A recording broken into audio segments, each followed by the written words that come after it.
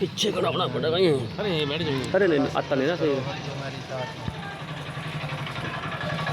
नवीन अरोड़ा जी, किस बात को लेकर आज ये आपका धरना प्रदर्शन चल रहा है, इसकी मुख्य वजह क्या है?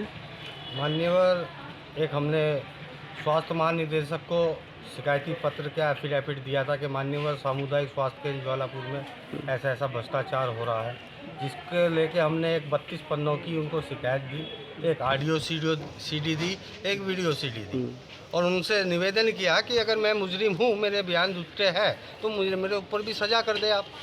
उसको लेके डीजी स्वास्थ्य महानिदेशक शैला भट्ट उस समय की थी, उन्होंने एक आदेश जारी करा था कि भाई इन 6 आदमियों की प्रतिकूल प्रविष्टि अंकित करते हुए तुरंत स्थानांतरण के लिए कार्यालय को लिखें। मगर मुख्य चिकित्सा अधिकारी द्वारा व्यापक भ्रष्टाचार हुआ, जिसको लेके मैं बार बार इनको निवेदन करता रहा।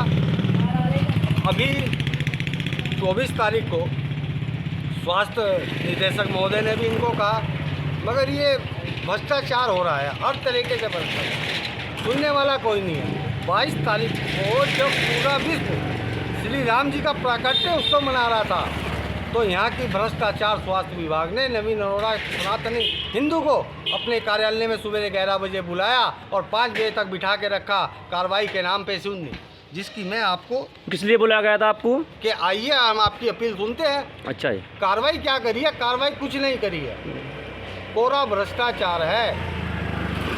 अपील की, आपकी सुनवाई नहीं हुई? कोई सुनवाई नहीं है। मुख्य चिकित्सा अधिकारी हरिद्वार के यहाँ का मुख्य चिकित्सा अधिकारी एक आरटीआई कार्यकर्ता को मादी की गाली देता है, रेप करने की धमकी देता है, जान से मारने की धमकी देता है, जिसकी मैंने वीडियो और ऑडियो साक्ष्य के रूप में सीएम महोदय को दी कि मान्यवर ये मेरे साथ अन्याय हुआ, ये ऑडियो ये वीडियो इन पर कार्य करे। नहीं हुआ है, अब तक कोई कार्रवाई नहीं की गई। सिर्फ सीएम हरिद्वार द्वारा भ्रष्टाचारियों को संरक्षक दिया जा रहा है।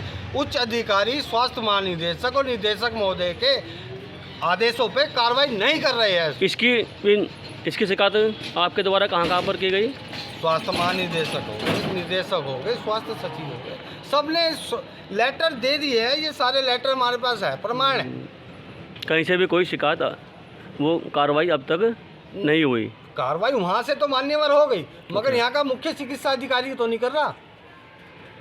तो देखिएगा, जो ये अस्पताल है इसमें एक विशेष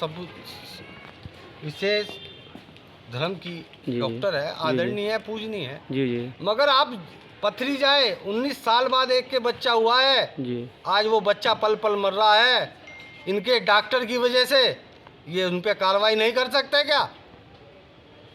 ये संरक्षक देना है, उनको बिठाया जा रहा है। क्या हो रहा है? उस बच्चे को क्या दिक्कत है? वो बच्चा जब गर्भ में था तो उनको यहाँ के डॉक्टर रुखसार परवीन द्वारा उसको इतनी ऑक्सीटोसिन गैस दी गई, इंजेक्शन दिया गया कि बच्चे का कभी मानसिक विकास नहीं हो सकता। यानी कि मानसिक संतुलन उसका बेकार है। वो सिर्फ ओवरडोज देने से। यह बात मैं नहीं कह रहा जी। अखिल भारतीय एम्स कह रहा है। एम्स पे हमने उसकी जांच कराई। गरीब परिवार है, 19 साल बाद जिसके बच्चा हुआ, वो अपने बच्चे को पल पल मरता हुआ देख रहा है। सीएमओ हरिद्वार को कई बार कह दिया, मगर नहीं, कार्रवाई नहीं होती है। उल्टा प्रमोशन दे दिया जाता है अधिकारी को, जबकि स्वास्थ्य निदेशक और स्वास्थ्य डीजी कहते हैं कि कार्रवाई करो। यानी कि जिसने गलती की ओवरडोज देने की, उसी का प्रमोशन किया जाता है। कोई यहाँ इलाज नहीं होता, कोई इलाज किसी कम का नहीं है। मैं कई बार निवेदन कर चुका हूँ सीएमओ महोदय को, सीएमओ महोदय कार्रवाई करो। ये देखो, ये साफ है। सीएमओ महोदय अपने जान पहचान को, यारी दोस्तों को सरकारी टेंडर अलॉट कर रहे हैं। इनके यहाँ है अखिलेश जोशी, यहाँ स्वास्थ्य विभाग में कार्यरत है। उनको मेला चिकित्सालय का जन औषधि का टेंडर दे दिया। अब यहाँ पे डॉक्टर रह रहा है, 11 साल हो गए रहते हुए, 11 महीने का किराया जमा है। इसको क्या माना जाए? राजस्व की हानि। किराया बैठा 1 लाख, 2 लाख, 3 लाख, जितना भी बैठा आधा जेब में और कर दो काम। ये जिनको हम भगवान के रूप में पूछते थे ना, आज वे कसाई से भी बदतर हो गए हैं। बहुत पुराना हॉस्पिटल है, आज का थोड़ा ये। मैं इस पुराना हॉस्पिटल के निर्माण पे को भी लेके धरने पे बैठा हूँ। जी। उस टाइम माननीय निशंक जी मुख्यमंत्री थे। कितने दिन हो गए आपके इस धरने को? आज हमारा दूसरा दिन है। दूसरा दिन है।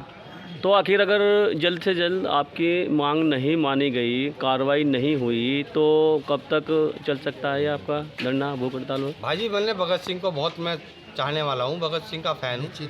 अनिश्चितकालीन है, एक भगत सिंह और सही। आपके इस भूख हड़ताल में किस किस का सहयोग मिल रहा है 2 दिन के अंदर?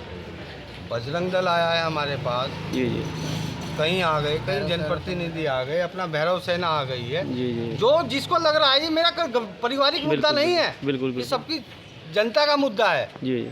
सरकार तो दे देती है, कुत्ते काटने के पैसे इंजेक्शन के खा जाते हैं। यानी कि यहाँ कुत्ते के काटने के जो इंजेक्शन लगते हैं वो भी नहीं है?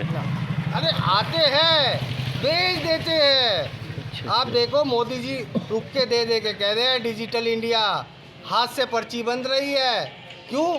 क्योंकि गर्भवती महिलाओं से भी पैसा लिया जाता है। डिजिटल नहीं बनेगी पर्ची, बायोमेट्रिक हाजिरी है ही नहीं, मशीन तोड़ के फेंक देते हैं। क्योंकि अगर बायोमेट्रिक हाजिरी होगी तो परमानेंट ड्यूटी करनी पड़ेगी। बिल्कुल बिल्कुल। फेंक देते हैं। तो जब अधिकारी भ्रष्ट होगा तो कर्मचारी क्या करेगा? बिल्कुल बिल्कुल सही बात है। जब उनका बॉस ही जब भ्रष्ट उनका होगा बॉस ही ऐसा है तो फिर जो उसके अधीन कार्य करते होंगे ऐसे ही तो होंगे। वे क्या करेंगे? ठीक मैं तो अभी कह रहा 2-2:30 बजे हॉस्पिटल चले जाओ, कोई एक जना पट्टी करा लो। 1.5 लाख की आबादी पे एक CSC है ये। हाँ जी, सरकारी हॉस्पिटल और नाश कर रखा है। दवाई बाहर से लिख देते हैं पर्ची पे, कोई चोट की इलाज नहीं, दवाई नहीं मिलती यहाँ पर। दवाई कहाँ पढ़नी है दवाई।